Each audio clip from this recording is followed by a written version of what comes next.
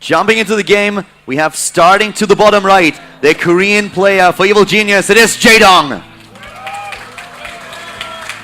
With a 1-0 lead in that series already, this best of 7 here at the ASUS ROG. And to the top left, Canadian player, his opponent is Scarlett.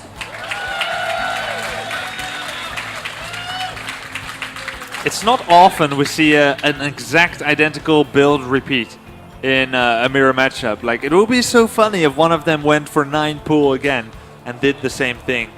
But as it stands, it doesn't look like they are doing this, as they're just getting their drone and their overlord.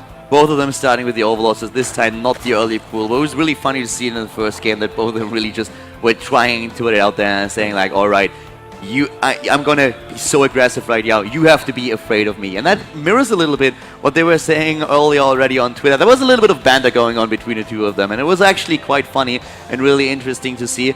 They've been talking also a lot. I talked to Scarlett a little bit and was asking her if she's happy with the choice. I mentioned it earlier, and she said, no, actually, I wanted to go up against the Terran player. I was really surprised, since back in Korea, she always told me, against Terran, I don't really feel confident. And she just mentioned that that in the meantime, it changed. And that actually Jaedong, a few weeks back, messaged her on Skype and said like, listen, I'm really struggling against Terran right now. Can you please help me out a little bit? And I need someone to really talk about strategies. So, has a nice touch there. They are friends. And let's see what they can do in game number 2 now. It says a lot that Jaedong has been looking with respect and or admiration to players, to some of the foreign great Zergs that we have had in this StarCraft scene. Initially it was Stefano, now he's mentioning Scarlett as well, as I'm learning from you, so he's looking to them with respect. And these two are some of the finest Zergs that we've ever seen from the foreign scene. And look at the timings that we currently see. We have both of them with the exact builders, the exact same amount of harvesters, the exact same timings. I feel the variation is like half a second, and that's about it. So it's going to come down to the changes that they're going to make very soon. And what are we going to see in terms of adaptation? What are we going to see in terms of unit control in those first battles that are bound to happen? Yeah, that's right. As of right now, we don't see any deviations. It's just that Jaedong is like 3 or 2 seconds ahead with his drone production. That's about it, and that's not really all that significant. And looking at Jaedong's record, I mean, this guy has 67 maps played in this matchup offline, and he won 50 of them. Oh, that's a 74% win ratio. If you then look not at the map score, but the match score, he has a 90% win ratio, Grubby. So this is insane. He won against Nurture here at ASUS ROG. He took down at Dreamhack Winter, Ghost User and Lenok. He lost the best of 5 actually in WCS Season 3 American Premier League against Bial, another Korean player. But just going down his match history, you see just victory after victory after victory. This guy is insane in the matchup. Wow, alright, look at this Baneling Nest. Almost an identical start once again. So, getting that mirror exactly. This is so sick. There is absolutely no variation in this game so far. Maybe now something coming in. We have the Scout with the Zerglings in the main base of Scarlett, attempting here to take down the first drone, going for the first blood. So really mirror builds by the two of them.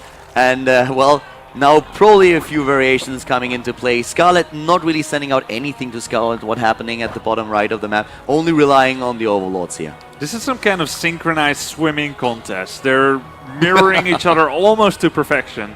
The first difference we're starting to see is that I wanted to say Scarlett was going heavier on the Zerglings and less on the drones, but then they're just doing stuff like in a different order, and it's really confusing to try and cast any differences here between them. What we currently have is Scarlett actually playing a little bit more passive than Jaedong. Jaedong has much more Zerglings being built. He wants to be aggressive here, whereas Scarlett has decided to just have a few Banelings on top of the ramp, even investing into a Spinecrawler now that she saw that there are links on the map for Jaedong, and she wants to tech. She's going into the lair tech, and here comes Jaedong once again with the speed, trying to move in, trading one link for a Baneling, tries to do that same thing again, and he accomplishes it. The Zerglings headed for the main base, and bam, a Queen. So round immediately going down. The Queen already eliminated, and that puts Scarlett down to one single Queen, limiting her production. Bit of a miss micro there early on with those Banelings detonating on single Zerglings. They were not quite dead yet. Wow, look at that cancel. It was at 90%, that Spinecrawler. as she's just trying to save anything she can. And with her lair about to finish, that's one advantage she has. 12 drones in production here. Yeah, going for a huge amount of drones. I really like the cancel on the Spine Crawler too. It was just a precaution in case that Jaedong is really committing to this attack. Something that he didn't do. She only saw the early Zerglings move out, so she felt safe to cancel the Spine Crawler here, only rely on a few units. And for now, it's actually Jaedong who's a little bit more worried. Spine Crawler being built for him, he wants to go into lair, but we have the Spire started for Scarlett, and she has also a really good amount of Harvesters. Same is true for Jaedong. Very good economy for both of them, but Scarlett will be the first one to control the Mutalisk there. But once more, a Queen being attacked, and that Baneling really saving the Queen for now. Yeah, and now finally Scarlett is heading into her comfort zone with that Spire. She loves making the Spire in every matchup. And every time she gets her Mutalisk, she is deadly effective with them. And Jaedong gets that confirmation. He sees the Spire, starts to make his own, but she's a half a Spire ahead. And this is going to get really interesting, since Scarlett, if you think about it, in the game versus life, where both of them headed into the Spire, had a massive, massive lead. She was just able to take the better engagement. It's really the kind of play that she wants to go for. So we had such incredible performance for her here at ASUS ROG in the matches of the ZVZs that she played. If she can play the same Mutalisk play against Jaedong, it should be a good game for her. But the Tyrant is just doing so much pressure on the ground, always dodging those Banelings, and really putting the pressure on her, trying to force mistakes. Yeah, that's right.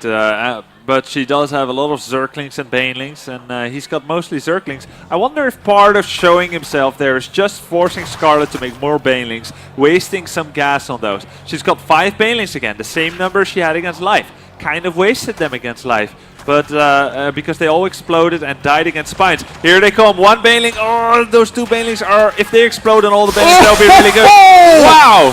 That was a good one, taking down a lot of those Zerglings, exactly what she needed there. Scarlett with an early lead here in the ground forces, and she is getting the first Mutalisk. She's heading into this armor upgrade as well, starting to take down Overlords. Oh! Sniping Banelings first, so awesome for her to have these Mutalisks first in here, and she's going to town on that third base, and that's going to be so difficult for Jaedong to hold. I don't think that he can hold on to that third base. Scarlett is going to take that hatch down. Really well played by Scarlett so far. She moves back, and now she can go Overlord hunting, and there are a lot of them. And Jaedong doesn't have any Banelings right now, so these Zerglings are very, very valuable. Scarlett now is going to be mining from 6 gases, and she's just killed that hatchery, so time is on her side. Jaedong needs to make something happen. He goes for the counterattack, but she's got the Queens. I feel really good for Scarlett in this situation. It's all about the gas. The gas, gas, gas. You want to get ahead in the Mutalisk count. You want to get those upgrades out there. And if you have the 5th and the 6th gas, then you can make that happen. Overlord's not going down for Jaedong, as I said earlier, because he had his own Mutalisks there, but it's now a matter of time, and the clock is running against Jaedong. He's looking at a third base that is just started, and Scarlett is already mining gas off from a third base, so she will have the lead in the Mutalisk numbers in just a few seconds. Every second must feel excruciating to Jaedong, as he doesn't have that third yet, and to make matters worse, to compound the situation, she's already got Flyer Carapace ready on her Mutalisk, so she can take even fights, she can start to take aggressive map control, and she can also send these 3 drones back to her third base. Jaedong is just trying to catch up somehow and hoping for Scarlett to make a mistake, maybe an overcommitment at some point for the Canadian Zerg player. That could definitely bring him back into this match. He is just gonna... He has to really dread the next Mutalisk game. In the next Mutalisk fight, the Queen is going to help out a little bit, but he also needs to pull back those Overlords. But Zergling suddenly in the main base, sneaking in. Horrible for Jaedong here, and he has to do something. Is he going to expose all those Overlords and get the Mutalisk back into the main? I'm not quite sure. He's losing so many Harvesters. Does he even realize the Zerglings are there? I don't know.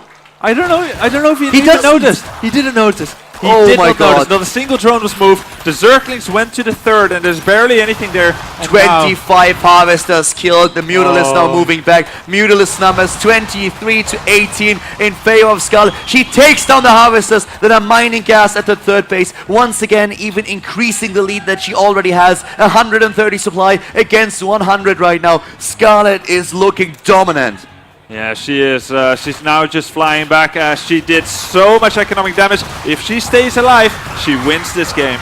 She goes in with the Mutalisk, taking down the Zerglings, maybe losing a Queen here, but she still has 2 Queens, so she can go for the injects. The Mutalisk This battle about to happen. A 5 Mutalist fleet for Scarlett already in the main base. Another Queen already died. And those Mutalists are fighting. Jaedong is not even moving their back. He's taking the fight. It's a GG.